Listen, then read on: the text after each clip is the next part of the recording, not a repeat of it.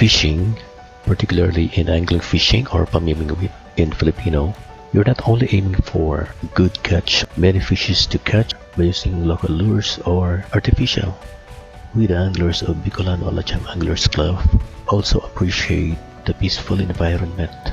It's something about the place that you have to appreciate, especially the clear blue ocean, the untamed island, and of course, the people who are very accommodating.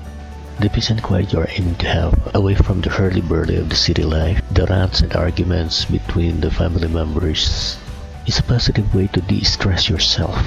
And the result is a good disposition or positive outlook in life from the toxic effects of family problems.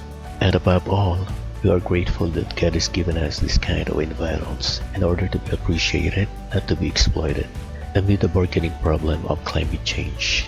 We as ordinary people, the local anglers here in Bicol, pledge that we are going to protect our fishing spots and orient the residents about the value of keeping it clean and safe from the visiting people, from the visiting anglers like us, and preserve it for the future generation.